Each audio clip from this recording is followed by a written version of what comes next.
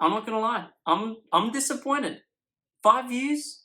5 views in one day? Boys, are you serious right now? Are you kidding me right now? You're too scared to click on Barnaby Joyce's face, aren't you? Too scared. Cowards. I cannot believe it. 5 views less than usual. The channel's going down the hole, boys. Going down the hole. We're never gonna hit 68 subscribers.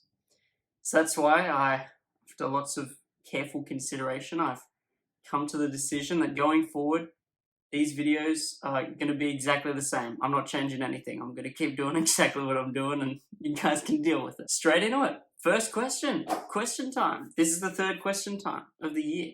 So straight after yesterday's. And the first question comes from Albo.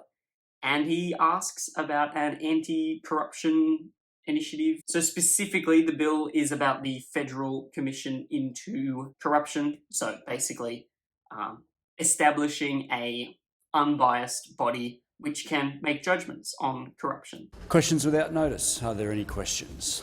The Leader of the Opposition. My question is to the Prime Minister. The Prime Minister claimed he began work on an anti-corruption commission 4 years ago. The Prime Minister pledged to legislate one 3 years ago. Why has the Prime Minister betrayed the Australian people and his own colleagues by breaking his anti-corruption pledge? Yeah, ScoMo's basically going to answer the question by saying, how dare you accuse me of corruption? You guys are just as corrupt as us. It gets pretty heated pretty quickly. There may or may not be some point of orders that get abused. Thank you, Mr Speaker. I'm not going to take lectures from the Labor Party about anti-corruption, Mr Speaker.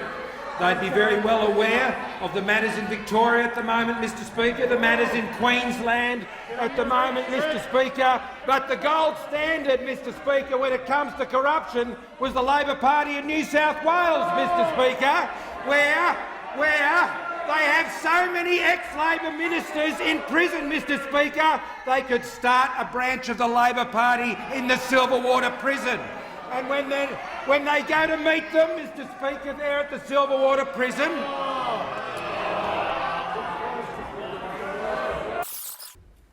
I think I only heard about half of that answer of the Prime Minister's because of the wall of noise that was coming on both sides. I'd ask honourable members to limit their interjections. The Prime Minister has the call. Speaker, the Treasurer just reminded me, Mr Speaker, that perhaps what I was saying then was a bit too close to home for the Labor Party. And it's certainly a bit too close to home for the Leader of the Labor Party, his good mate Ian MacDonald, Mr Speaker. He saved his pre-selection and he went off to prison. The Deputy Leader of the Opposition. Point of order, Speaker. Relevance. The question isn't an invitation for the Prime Minister to engage in the kind of spray that he is now.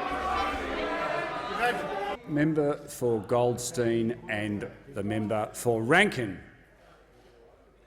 Member for frickin' Rankin. I simply can't rule on the issue of relevance when I can't hear the answer that's being said. The Deputy Leader of the Opposition. Mr Speaker, the question goes to the government's lack of action in terms of putting in place an anti-corruption commission at a federal level despite undertakings that they had made. Now, there's not a single word that the Prime Minister has spoken in his answer to this question which has been going for 1 minute and 18 seconds which goes to that. Not one word. I'm listening very carefully to the Prime Minister. I'd ask the Prime Minister to be directly relevant, as he's required to be under the standing orders. The Prime Minister has the call. Thank you, Mr Speaker. I'm responding to allegations from those opposite suggesting something very untoward about members on this side of the House. And I'm simply reminding those that if they want to come to the dispatch box and start talking about these matters, Mr Speaker, I'll talk about the times when the member for Watson was at Eddie Beach Ski Lodge, Mr Speaker. I don't know whether he's been off to see him in prison lately or the member opposite. Here he comes. Are you writing to them in prison? You're sending them letters? The Leader of the Opposition. On a point of order, the Leader of the Opposition. Thanks, Mr Speaker. I realise this is a Prime Minister under pressure. Is there a point of order? Yes, there is, Mr Speaker. He cannot use question time to just spray those opposite. The Leader of the... This was a very specific question about his responsibility the Leader of the Opposition and will his resume his commitments. seat. What I'm going to say to all members in the House, the use of words such as if they are directed towards a member of this House or a group of members of this House or a party that belongs in this House, if it refers to corrupt conduct or corruption or the commission of an offence like fraud, which I picked someone up on yesterday. These are unparliamentary remarks and I will pull members up on them. I don't care what side they're from. They are unparliamentary remarks and they should not be used in the House. The Prime Minister has the call. Mr Speaker, the Leader of the Labor Party is happy to come in here every day this week and, Mr Speaker, cast slurs against me and members of the government. What I know about the Leader of the Labor Party is he can dish it out, but he can't take it, Mr Speaker. And if he hasn't got the strength of character to cop it, Mr Speaker, he should stop dishing it out. The Leader of the Opposition has already used his point of order on relevance. Is there another point of order? Yes, Mr Speaker. That is the yes, Mr. Speaker, of a man who does not have a point of order that isn't relevant. The Leader of the Opposition... I say to the Prime Minister, I'm happy to give leave to have a discussion about anti-corruption and about our records now the Leader of the in Opposition this will chamber. resume his seat. I don't need to hear from the Leader of the House. There is conduct that is creeping into practice in this place where the use of points of order are being abused. I will be pulling members up for points of order which are not valid. If that keeps happening, then don't be surprised if you don't get the call. I'm trying my best to err on the side of caution and always give members that do rise to the dispatch box or otherwise the point of order, because that's, I think, a reasonable thing to do. But if that process is being abused, then there may be opportunities where you just simply don't get the call. I'm happy to hear from the Manager of Opposition Business. Mr Speaker, just briefly, because the context here does matter. Ministers now are, and it's within your rights as Speaker, but are now being allowed to travel much more widely than they've travelled for some years in their answers. If that happens, there will be a response. People will respond spontaneously. It will happen, and points of order will then be raised, because they will go to the order of the House when the House falls into disorder, which don't have to be on relevance. But the change in behaviour has happened directly at the same time that ministers have been given a much wider berth than has happened here for some years. Well, I thank the Manager of Opposition Business for that. One of the benefits of Christmas break is an opportunity to read Hansard. So Hansard is like the kind of minutes or the breakdown of every single Parliament sitting that ever happens, ever. So you can literally go to the Australian Parliament website and look up the Hansard, and it's just a transcript of all the proceedings in Parliament, everything they say, every document they table, every decision that's made, every vote that's taken. It's very detailed. And yeah, so this guy, Old Mate Speaker's been spending summer break, Christmas break, allegedly, reading the Hansard, which is pretty sad. It is terribly sad. But I don't think there's been a significant change in the way I'm approaching it to previous speakers. The Prime Minister has the call. Thank you, Mr Speaker. Anyway, ScoMo gets to talk. He actually says something other than Labor's corrupt. He mentions a bill that he did table, which I looked up, and the most recent development on it is it was scrutinised by the Senate recently. They looked over it, there were a couple of issues with it, and his argument that he's waiting on recommendations from Labor I don't think holds up either. To the best of my recollection, last year, Member for Mr Griffith. Speaker, I tabled a 350-page bill for the government's Commonwealth Integrity Commission. Tabled the bill, Mr Speaker. I'm still waiting for the Labor Party's proposal. All I've seen is a 2-page document, Mr Speaker. I don't know perfectly well the process of bills as they pass through the House, but I don't think you have to rely on the opposition party coming up with recommendations for a bill. I'm pretty sure you can just present a bill and vote on it. What's he waiting for? I don't think that's a valid argument that he's made there. But anyway, we move on. The next question comes from Liberal. So yeah, it's just going to be another ad basically asking about the economy and how secure it's looking. ScoMo answers it, your classic jobs and growth. At the very end, he starts to be a little bit more personal in his attacks against Labor. Mentions a slip-up that Albanese made earlier that week. Thank you very much, Mr Speaker. My question is to the Prime Minister. Will the Prime Minister please update the House on how the Morrison government is securing our recovery and building a stronger Australia by delivering on our plans to grow the economy, securing jobs and strengthening our ability to counter threats to our national security? Through this pandemic, Australia has retained our AAA credit rating, having one of the strongest economies to emerge through this pandemic and set Australia up for the future. Unemployment has fallen to 4.2%, and our goal is to achieve unemployment below 4% with a 3 in front of it this year, Mr Speaker, something that has not been achieved in this country for some 50 years. 1.7 million jobs have been created under this government, Mr Speaker, and 1 million more women are in jobs, Mr Speaker, as a result of the policies that have been pursued, the economic policies and the strong financial management of this government. Under our record, electricity prices have fallen by 8% over the last 2 years. Under the Labor Party, they went up by more than 100%. Mr Speaker, a top 10 digital economy by the year 2030 and a sovereign manufacturing capability in this country. We remember under the Labor Party, 1 in 8 manufacturing jobs were lost. But, Mr Speaker, a strong economy allows you to stand up for Australia and for our values in a world where we face foreign interference and coercion. You will not find our government, Mr Speaker, looking to appease those who would seek to coerce Australia. The Leader of the Labor Party, Mr Speaker, said he's happy to trade away and ask China to accept some, Mr Speaker, and stand by some of their coercion. The Leader of the Opposition on a point of order. Basically, China imposed some kind of trade restrictions on certain Australian exports, things like lobster, cotton, barley, amongst other things, timber. Essentially, when Albanese was asked about that, he responded by saying that they should remove some of those exemptions. Whether or not he was misspeaking and he was just, being intentionally vague, it came off as him saying that some of those exemptions were justified and others weren't, and so only some of them should have been revoked. Albanese obviously doesn't like that, gets up for a point of order.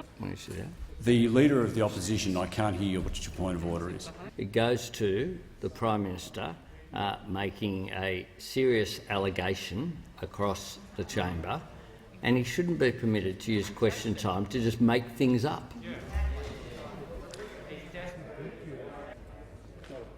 Well, there's no valid point of order because I couldn't hear it to start with. The Prime Minister has a call. And ScoMo gets to finish his answer. Anyway, we move on to the next question from Labor. So yeah, the next question from Labor is basically just saying, if our ideas on climate change are so similar, why don't you adopt these targets that we've set? And ScoMo is just going to say, because the targets you've set are unrealistic and you can't afford them and you're going to tax us through the nose to get there, like you always have. Thanks, Mr Speaker. My question is to the Prime Minister. The Assistant Minister for Energy and Emissions Reduction claimed this week in relation to the climate policies of the government and opposition, we're more close than we've ever been before and all broadly swimming in the same direction. If that's right, why won't the government match Labor's Powering Australia plan to create more than 600,000 jobs, cut power bills and reduce emissions by 43% by 2030? The Prime Minister. Thank you, Mr Speaker. Because Labor policies put up electricity prices, Mr Speaker. They adopt targets, Mr Speaker, that they can't achieve by simply pursuing technology targets. They have to pursue it by putting up the cost of electricity on households and on businesses and drive people out of jobs, Mr Speaker. The Libs and the Nats are not going to be adopting the Labor Party's policies on emissions reduction, because the Labor Party's policies on emission reduction are the same as the policies of the Greens, Mr Speaker. And how do I know that, Mr Speaker? We know it from the Leader of the Greens himself. The Leader of the Greens knows that if the leader of the Labor Party were to become Prime Minister of this country, he would be answering to the leader of the Greens when it comes to climate policy. So if you're living up there in the Hunter... You can see Adam Bandt shaking his head. We'll come back to that one later on. If the Labor Party seeks to form a government after this election, they'll be doing it with the Greens, and they'll be putting up the electricity prices, and they'll be selling out the blue-collar jobs of this country. Anyway, for the next question, there's a general warning.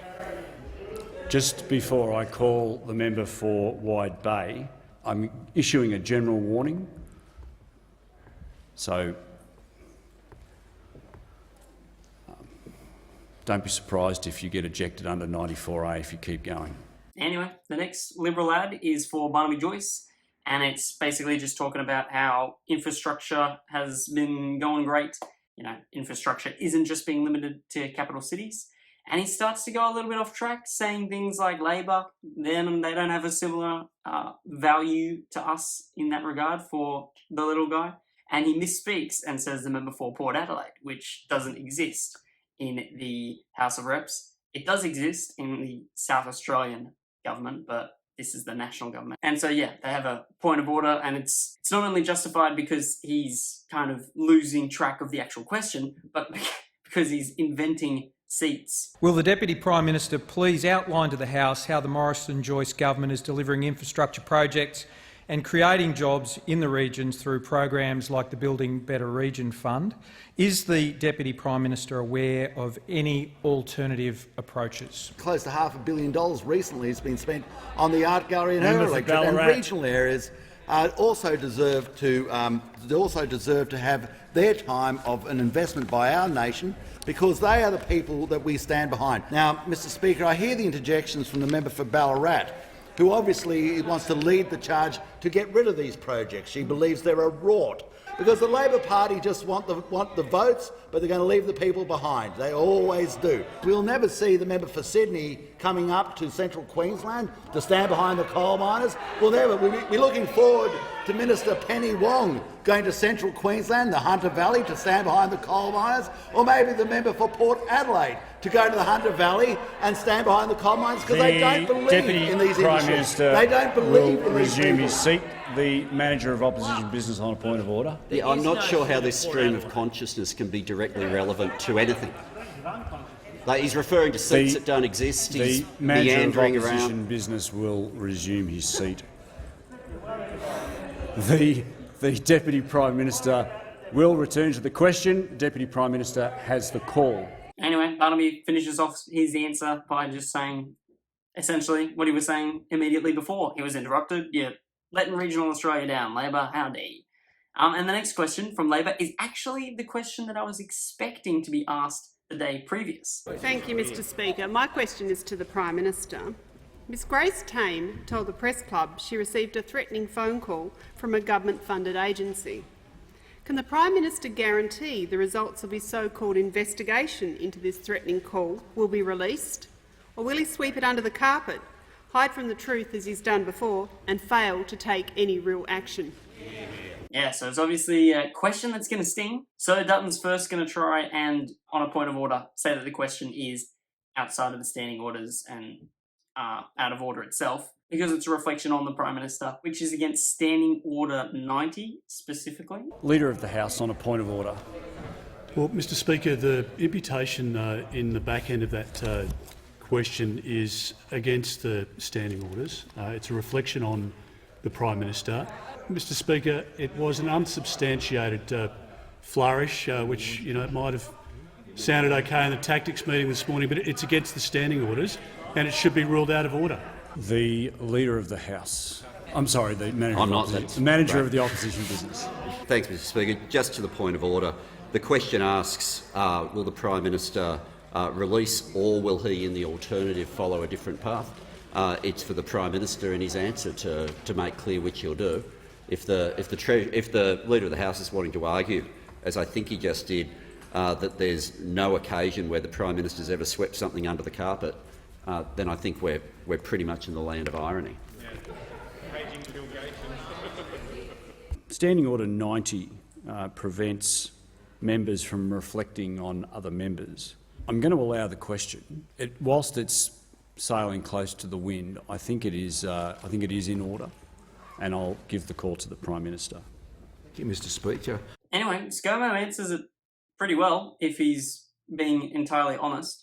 Ms Tame should always be free to speak her mind, in my view, Mr Speaker, and conduct herself as she chooses. While Ms Tame has declined to name the individual, I would at least invite her to advise the government which government-funded agency she is referring to, and would be pleased to pursue the matter, Mr Speaker, if we had some knowledge of even the agency that has been referred to. Those comments were not made. I can't establish them. They were not made on my behalf, nor would they ever would be, and they were not made with my knowledge in any way, shape or form, or by my office. And if anyone has any information on that, Mr Speaker, then I would encourage them to bring it forward so the matter can be properly addressed. It's quite possible that Grace Tame doesn't know the answer to those questions herself, and so she couldn't, even if she wanted to, reveal the identity of those persons/bodies. We just have to choose who we trust more, I suppose. Anyway, next question's from Bob Catter, and it's just about water in Queensland. It's not particularly interesting, and I don't think the Prime Minister actually answers it. I think he just talks about other things. But because there's no interjections, I think that he's being relevant, but then again, why would Labor interject on behalf of Bob Catter? They probably wouldn't. So, I don't know. It's hard to interpret this question and answer, so I'll just leave it out. So the next question's for Frydenberg, and as soon as "Are you aware of any alternative approaches?" is uttered, you hear a collective groan from Labor. It's pretty fantastic. I'll chuck that one up for you. Check it out. Will the Treasurer remind the House of the Morrison government's strong record in delivering tax cuts to Australian families and businesses, including in my electorate of Braddon? And Treasurer, are you aware of any alternate approaches? The Treasurer has the call. Anyway, Frydenberg's answer is just a regurgitation of his answer to the same question yesterday and his answer to the same question the day before. He's got a formula, doesn't he? He's got a formula that he sticks to, and he just gets the same question, has the same answer for it, and it's, I don't know, just getting old at this point, personally. Anyway, there's a point of order. And most damning of all, a death duty, Mr Speaker. Higher taxes. The Treasurer will resume his seat. The Manager of Opposition Business on a point of order. Mr Speaker, you made rulings on this yesterday. We're now got to the comic example of where the Treasurer is wanting to refer to something that apparently happened in 1991. Manager of Opposition That's before business, he'd even been sacked Manager the of first Opposition time. Business. There's no valid point of order. I have pulled the Treasurer up in the past on alternative approaches, but he is entitled, on the basis of the question that's been asked, to explore alternative approaches, and that's what he's doing. He's not engaging at this point, and I hope he doesn't, on any character assessments. The Treasurer has the call. Anyway, so after that, Frydenberg launches straight back in, brings back the Comrade Chair quote, and there's a point of order. Old mate basically says, he's defying your ruling. And the Speaker's like, no, he's not. I take this interjection for the Leader of the Opposition. He says we're making it up. This is what the Leader of the Opposition has said at a Labor conference. Comrade Chair, I'm pleased to move the resolution in calling upon the government to consider the imposition of an inheritance tax, Mr Speaker. I'm not making it up. That's the Leader of the Opposition's own words.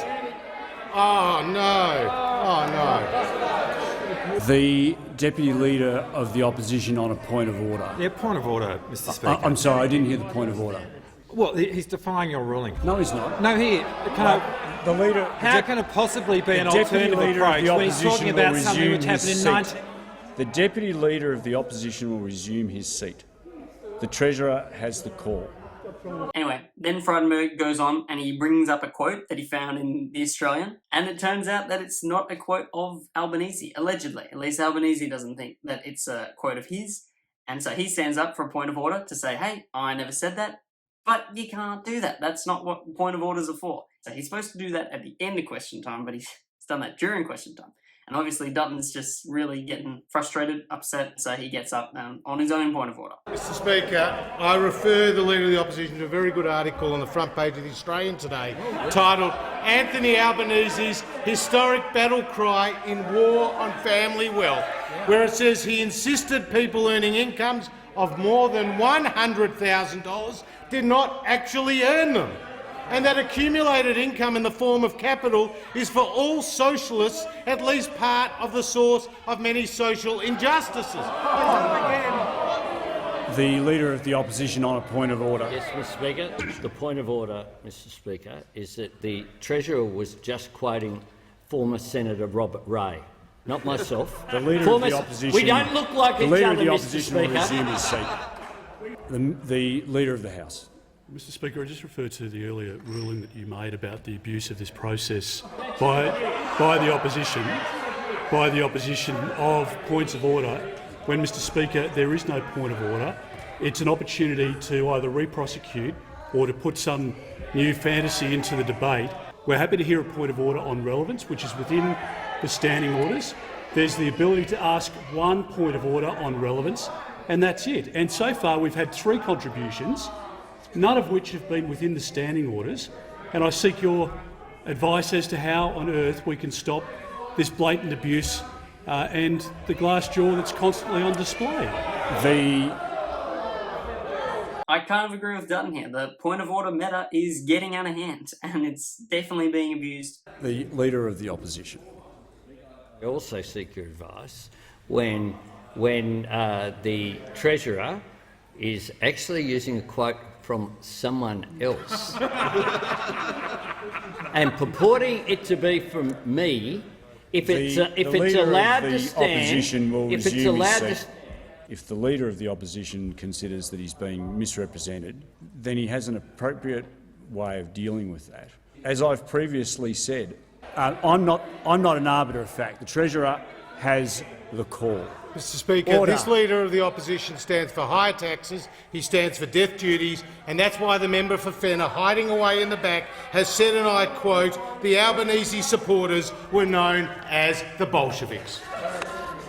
Anyway, Frydenberg sits back down, and Albo comes with the next question, and it's about aged care. You'll recall that the first question time this year was very much on aged care, and so this question is just in a similar vein to those.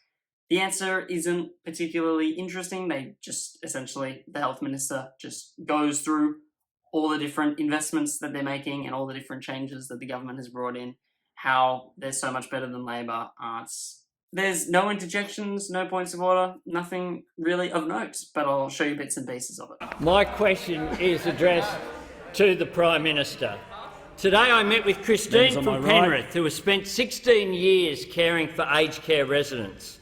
Christine says things have got much worse under this government and that residents are no longer getting the care they deserve. She's made the difficult decision to leave the industry. Why hasn't the Prime Minister addressed the chronic workforce shortage and the conditions affecting aged care workers and the people in their care? The Minister for Health has the call. Thank you very much, Mr Speaker, and I want to thank the opposition for the Leader for the question, and in particular to thank all of those aged care workers, the nurses, the personal care workers, those that have assisted through the course of the pandemic. Shortly after coming to office, one of the first things that the Prime Minister did was call a Royal Commission. The Prime Minister called that Royal Commission precisely because on his watch, in our time, on our watch, we wanted to make a fundamental difference. And what that has seen is a $17.7 billion investment in aged care. And we have gone from $13.3 billion of annual expenditure when Labor was in government to now $27 billion, The member for Hotham will leave under 94A. $33 billion. So a $20 billion increase in aged care investment and expenditure. Each life lost has been an immense sadness to the families affected. But because of the work of our aged care workers, we have saved thousands of lives. We thank them and we honour them. The member for Fairfax has the call. Anyway, the next question for Liberal is from the member for Fairfax, and boy, he He looks like ScoMo, but just with a little less hair. Here's questions for Frydenberg. So we launch into another Frydenberg Labor beatdown. Thank you, Mr Speaker. My question goes to the Treasurer. How is the Morrison government's strong and decisive economic management throughout the COVID-19 pandemic ensuring the Australian economy will respond strongly, recover strongly by international standards? And is the Treasurer aware of any alternative approaches? Anyway, Frydenberg gets through his whole answer without any points of order being claimed against him until the very, very end when he calls Albanese weak, and that's when things start to get a little bit more heated. I'll let you check it out. And they talk about lower taxes, and they took to the last election $387 billion of higher taxes. So this weak, inexperienced leader of the Labor Party is a major threat to the Australian economy. Will resume his seat. I've spoken to the Treasurer about that once, in fact, more than once before. I have spoken to the Treasurer about that. I don't want it repeated again, please. The Leader of the Opposition. Speaker, raise a point of order on disorderly conduct. You have raised that before. The Treasurer knew that that was contrary to your ruling, said it anyway. At the very least, he should be asked to withdraw. Yeah, it's a character assessment that I have picked the Treasurer up on the past. I will continue to do it because the question is very simple. He's asked to comment on alternative approaches. It doesn't give him free rein to make a gratuitous character assessment. As I said yesterday, the Treasurer will turn to the dispatch box and withdraw that.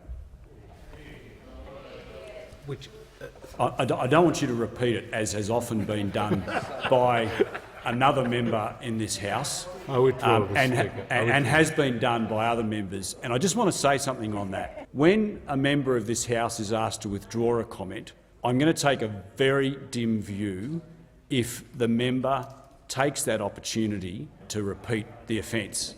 I think the member knows exactly who I'm talking about. He's recalling to the first question time when old mate got up and said, Mr Speaker, I believe you're referring to me, but I said the Prime Minister was a fraud, and I do not believe that is unparliamentary. It is unparliamentary, and I withdraw it.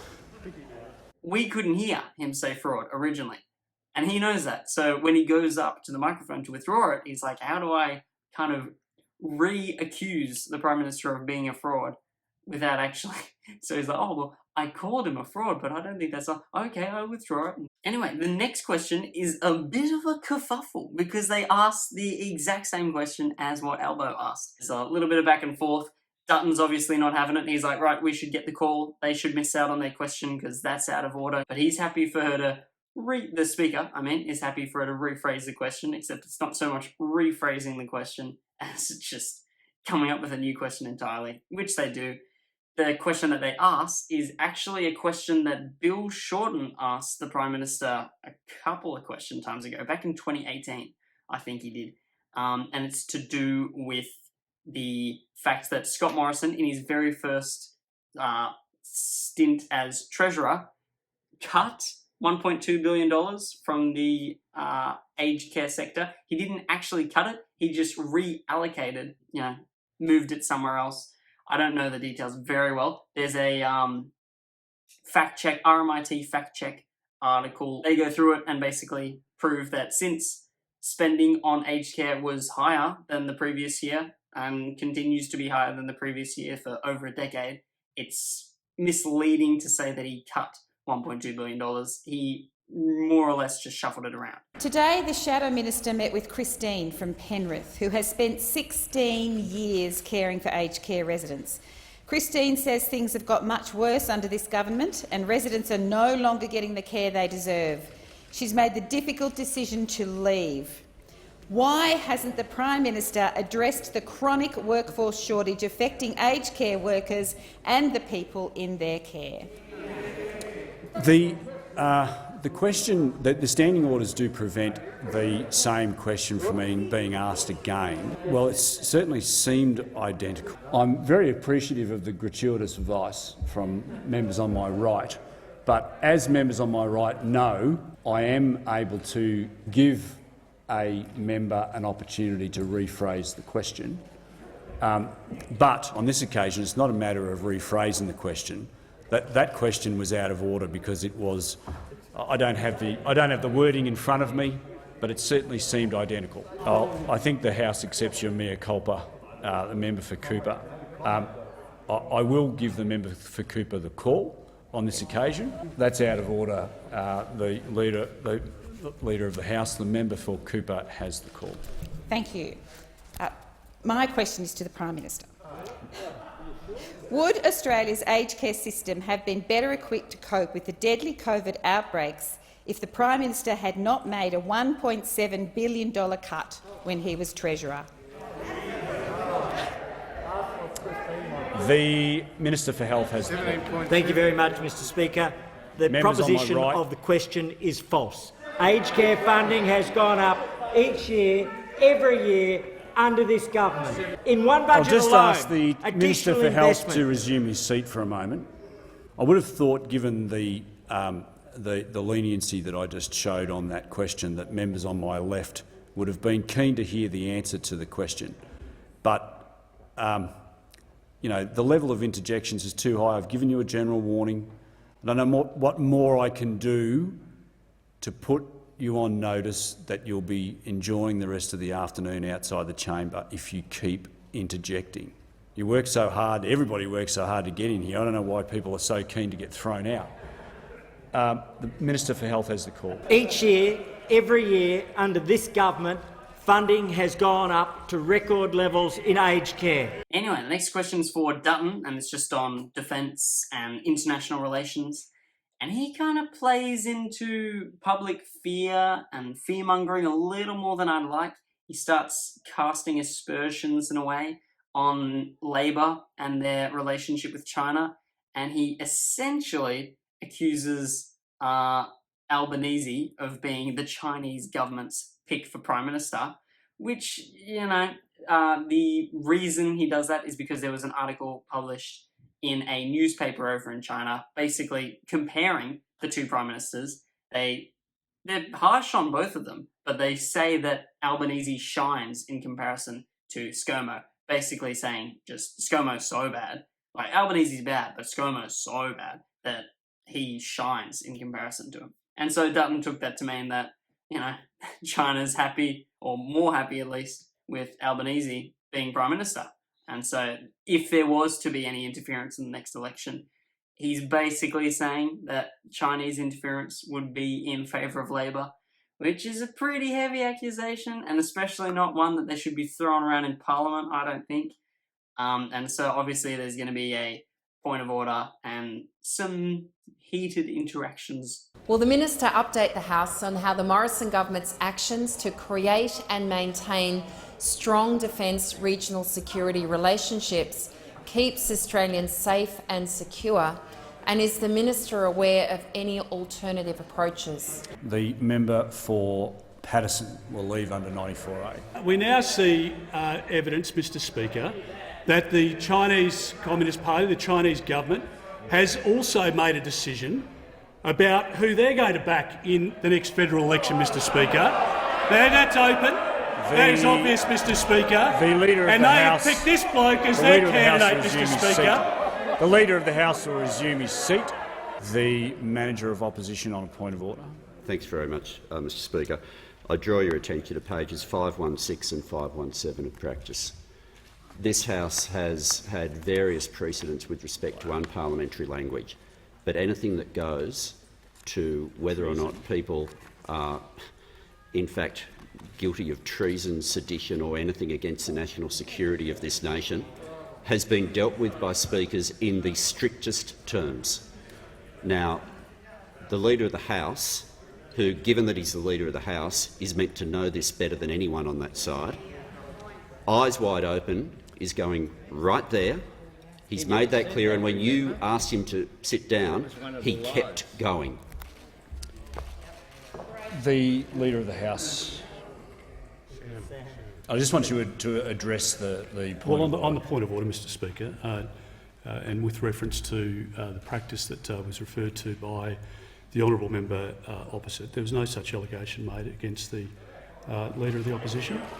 Mine was a reflection on what has been publicly reported and commented on by the Director-General of ASIO. And, Mr Speaker, there are media reports today, Mr Speaker, in relation to these serious matters. I have not made, Mr Speaker, the member for Gellibrand. I have not made any allegations against the Leader of the Opposition, which is the way in which it was framed by the Manager of Opposition Business.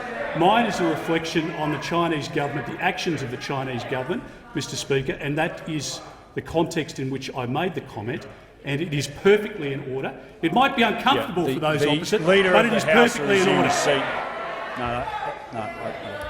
If the Leader of the House had referred specifically to a member of the Labor Party, and they have picked this bloke as their candidate, Mr Speaker. I have not made any allegations against the Leader of the Opposition. This bloke. Part of the problem in this role is when the level of interjections are so high, I can't hear exactly what is being said. Now, I didn't hear the Leader of the Opposition say anything, the Leader of the House, that would have offended this provision. So I'm going to give the call to the Leader of the House. I'm going to listen very. No, I'm going to give the call to the Leader of the House. No, I'm going to give the call to the Leader of the House. The Leader of the Opposition can resume his seat. I'm going to listen very carefully. But, you know, if you want me to rule on these things, you've got to allow me the opportunity to actually hear what's being said. That shouldn't be rocket science. The Leader of the House. Anyway, Dutton more or less gets away with it and attempts to finish off his answer, but runs out of time. And the next question comes from Labor. And it's again to do with aged care, so they're continuing on with this aged care theme from the first question time. There's nothing too interesting. I think the Minister for Health looks a little bit flustered from the question. He's kind of umming and ahhing and stammering a little more than I'd probably like to see. But he answers it more or less as well as you could expect. Basically says, yes, we know of the issue and we're looking into it and we're seeing who's responsible and they will be dealt with accordingly. Jeddah Gardens to the south of Brisbane is the site of the worst aged care COVID outbreak in the state, with 100 residents and 82 staff infected. According to reports, a resident was taken to hospital after falling from a second-floor balcony on February 2 when she didn't receive her pain medication. An incident report lists neglect as a factor in her fall. Will the Prime Minister take responsibility for the shocking crisis in his aged care system? Thank you very much, Mr Speaker. In relation to this case, this has been referred to the Aged Care Quality and Safety Commission. I won't preempt the findings, but that has already been undertaken. In relation to Jeddah Gardens, we recognise that there has been a— Member for freaking Rankin. We recognise that there has been a significant outbreak, and the actions taken by the Department of Health and the government include nurse navigator allocated, Aspen clinical first responder, surge workforce of Aspen, 1 lead, 4 resident nurses, 2 personal care workers plus 1 Healthcare Australia worker, and sonic pathology has been in place periodically since the 7th of January, as early as the 7th of January. In addition to that, we have and the final question for Liberal is, again, same as yesterday, for the Minister for Home Affairs. And it's not particularly interesting. We're so great at Home Affairs, Labor's really bad at Home Affairs, vote for us, essentially, is the gist of the answer. And then ScoMo asks that all questions be put on notice. And then there's a couple of personal statements at the end, just clarifying things. We get one from Albanese and one from Adam Vance. So I'll chuck those up for you. The Leader of the Opposition. Thanks, Mr Speaker. I have a question to you. In the Minister for Defence's answer, he referred to a purported view, purportedly expressed by the Director-General of ASIO. I have regular briefings, Mr Speaker. I had a briefing with the head of ONI yesterday. I had a briefing with the Director-General of ASIO 2 weeks ago. I take national security in today's world very seriously, and that's why I do that.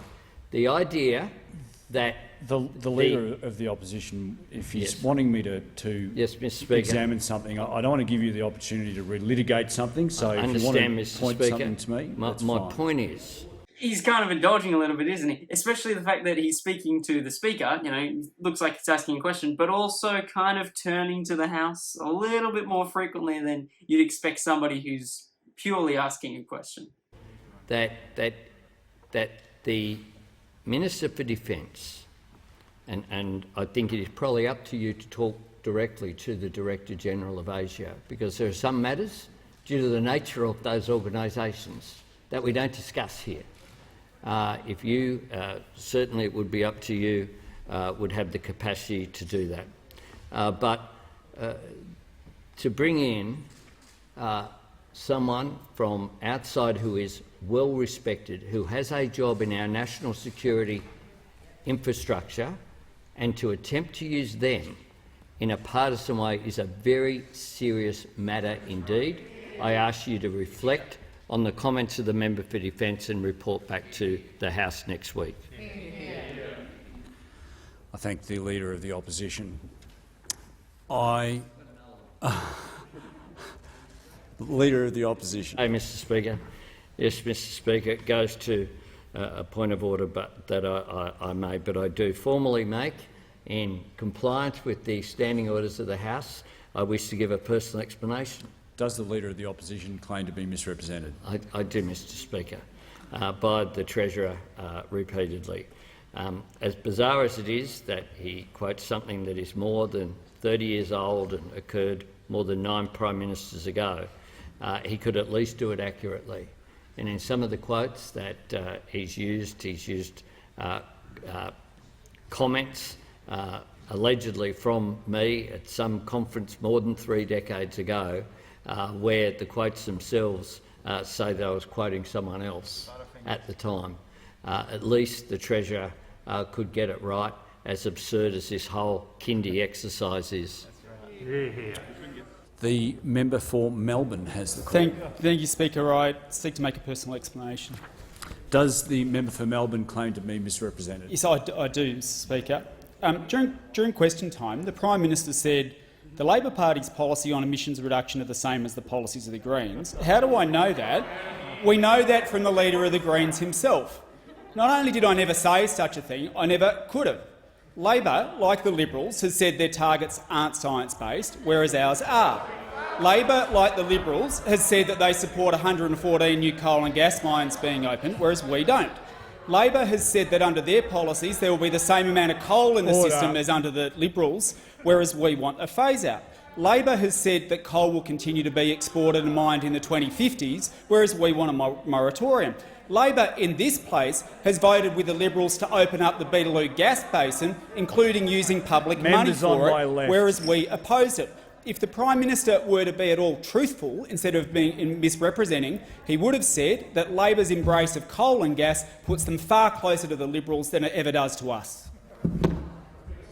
Fair enough. Like, you got to commend the guy. He has principles and he sticks to them. I don't know. I appreciate when I see a politician look like they're displaying some semblance of integrity. It might not be politically smart to be distancing yourself from Labor when, you know, you could be concocting some kind of a deal with them at the next election. But, you know, I appreciate that he stands true to his principles. Anyway, that concludes question time. I'm going to shut the window. Yeah, hope you guys enjoyed. Let me know in the comments if you found it entertaining, any questions you have, or just, yeah, anything you enjoyed. Cheers. Catch you in the next one.